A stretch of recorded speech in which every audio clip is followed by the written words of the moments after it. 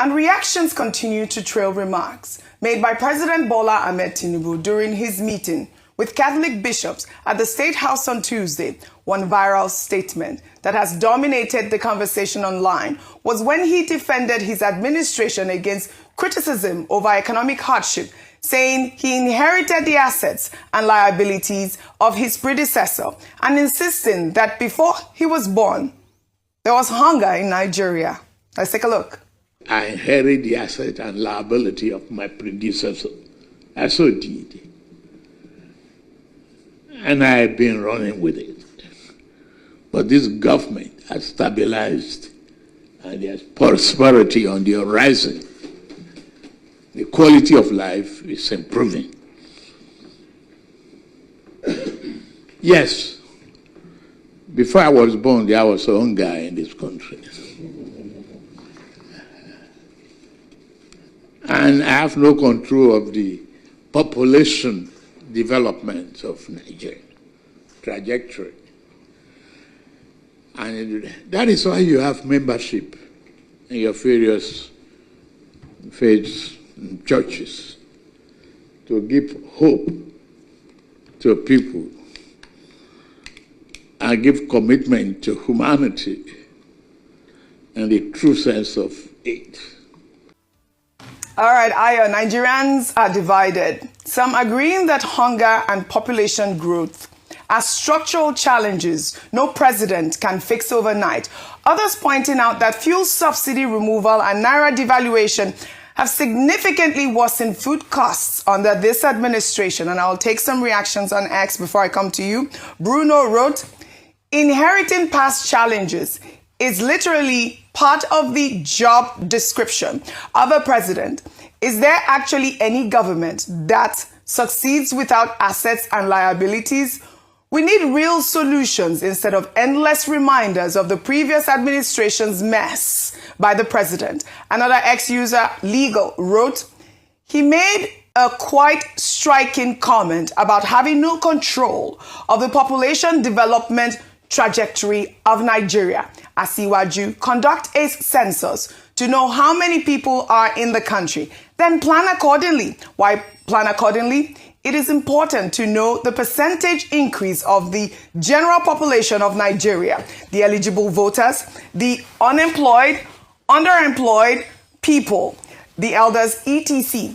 Humans are the greatest assets of a nation. Planning the economy based on estimated population shows unseriousness. If the population is growing at a fast pace, as most analysts are projecting, what can you as the president do? Nothing. It's too sensitive to touch, but at least speak up. Be proactive. You know, I actually like that tweet about, census and the planning, because this is one of the issues that we have in Nigeria. Yes. We do not have that database, the census database. And this is the sort of conversations we should begin to have, even, towards the lead up to the election. We're talking about, how many voters are there? What is the actual population of Nigeria? But also the question about how do you plan for an economy? We've seen economics or even this administration talking about this $1 trillion economy as well. Your thoughts? So, how do we spot on that. Yes. Let me just say that I think it's important for us to hear views like this so that we can really understand the thought process, the ideology of this administration. Unfortunately, the president has not presented himself for a proper interview where we can interrogate certain things. Even before he became president, he did not submit himself for a debate to help to analyze, interrogate some of the ideas that he had for Nigeria. Even when he went to Chatham House, he wasn't able to articulate what he had planned for Nigerians. Instead, he relied on teamship, calling on members of his team to respond to questions that were on the minds of many Nigerians. So to be fair, Nigerians don't actually have a clear idea of the plans and directions of the president based on his views. But when he comes out to speak like this, then we have an idea. And what was going through my mind when he was speaking about, hunger has been there before he was born and doesn't have a control of population numbers, I thought, wow, this is it. We are in a critical situation. If the president can speak like this concerning the country, it reminds me of what one of his spokespersons said, Daniel Bwala, when he was saying that, the poor people will always be around that. That's why the church has poor people, making a justification for the levels of poverty. And when you hear justifications and excuses like this from leadership, then it means that there is no plan or there is no thought as to how to get to understanding the issues and how to get Nigerians out of this terrible situation we find ourselves. Talking about numbers, I don't know how any government is able to plan without data. And so what we have is estimations and vibes.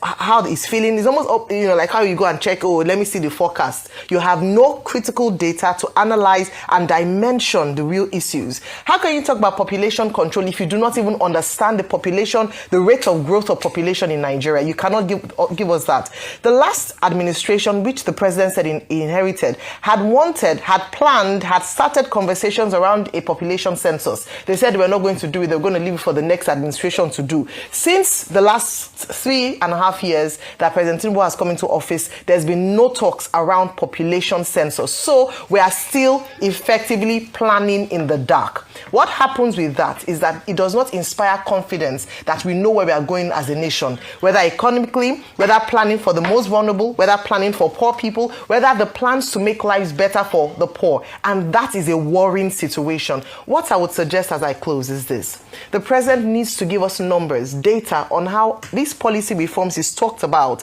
especially the unification of the exchange rate and just final point, unification of exchange rate and the removal of fuel subsidy. To what extent these savings has contributed to more money in the pockets of the ordinary Nigerian?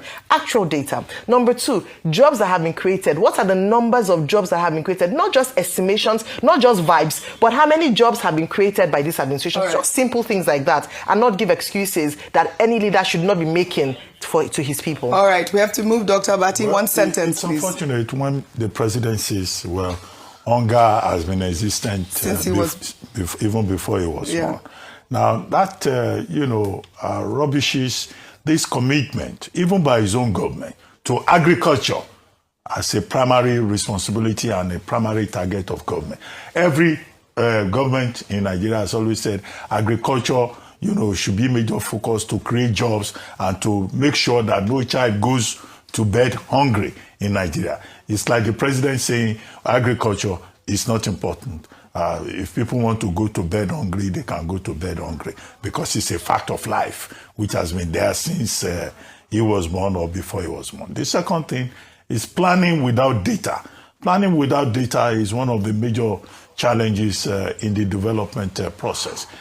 The international rule is that population census should be conducted every 10 years. The last time Nigeria conducted population census was 2006, 20 years ago. But over the years, we've been budgeting for the National Population Commission.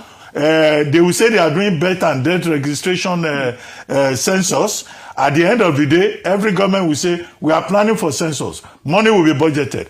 Nothing will happen at the end of the day. So we're just planning in the dark. All right. And that, does not show that we're committed to the development process. Okay, Rufai. My comment on this matter is, let the poor breathe.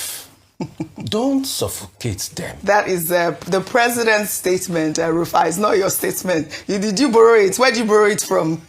Well, all right.